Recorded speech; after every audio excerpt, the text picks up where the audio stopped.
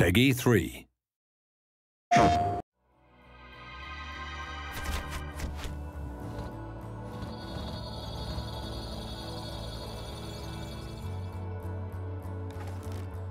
When we first found out about PlayStation 4 and the features of the platform, we were really pleasantly surprised that they completely synced up with what we had in mind for DriveClub. It was almost a perfect storm, if you like. We had this desire to return back to realistic racing. We had this new hardware platform. It was just nice to finally align with both the platform and our own desires as a studio and try and kind of bring that game to life. One of the things that we really liked was this idea that this was for an integrated, social generation of gamer who are now used to immediacy, connectivity, and an untethered relationship with their video games, where they are in touch with those game worlds when they're on the bus, when they're at work, 24/7. We've taken everything that we've seen from the massive rise of social networks since the last console cycle, and really that's become a core pillar of what PlayStation 4 is all about. So, you know, DriveClub really works on that level better than anything else you've ever played. We wanted to create a community, a genuine, living, breathing community. So when it came to looking at how we tackle that from a DriveClub perspective, you know, what did community mean to us? It meant that you had to have the ability for players to race both competitively but also collaboratively. And if they're going to collaborate, they've got to be together in a club. You know, they have to be a team of racers. Within DriveClub, there will be a range of social connections. So you'll immediately be able to see all of your PlayStation Network friends, but then you'll also be able to see all your friends and their connections within inside the game. So you'll be able to see how your friends are connected to other people. But we'll essentially make it very easy using the social connection feature to be able to find the perfect club for yourself.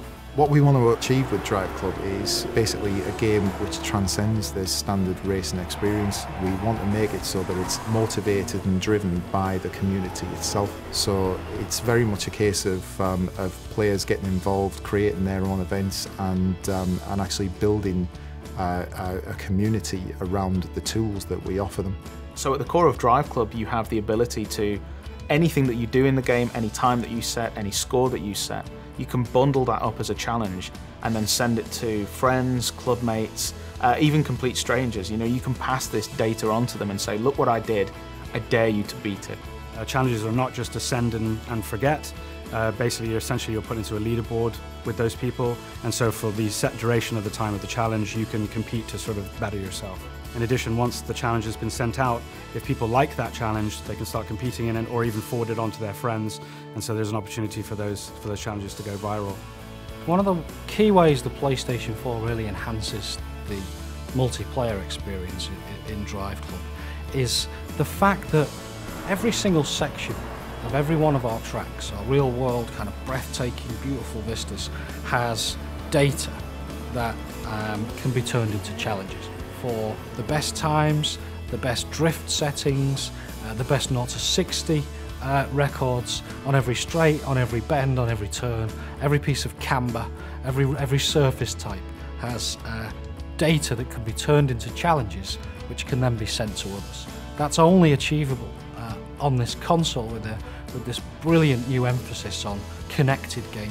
DriveClub isn't a professional racing series. This isn't Formula 1 or IndyCar or anything like that. This is just a bunch of people that love cars, that love racing, that want to compete together, collaborate together, that just want to turn up to a location and just put their tyres on the asphalt, you know? We want to make sure that, you know, irrespective of your level of skill, whether you're a hardcore racer or just casual racer, that you can pick up and play. But it has those layers of depth inside there, so if you are a skilled player, you can shave off those tenths of a seconds per lap. But if you are a casual player, you can pick it up and play and still post a good lap time. We want people to be able to pick up the car and go, this is fun, I can tell the difference between that car and get around this corner, look at me drift, isn't it brilliant? You know, we've just expanded the model to the point where it's easy access, but difficult to master. It's very much a case of everything that we do in this game is going to make the player feel cool. We want to actually make people understand the fact that this isn't a hardcore racer. It's not a simulation in any way, shape or form. It's about having fun in cars on very fast roads. And of course, you know, being able to actually send out that information by cool videos, screenshots, and even sharing it to things like Ustream and the like is absolutely integral to that. You know, we want people to be viewing the information that we're sending out from every single player, so that they understand that this is a broad community and absolutely the best racing experience that they're going to have on the next generation console.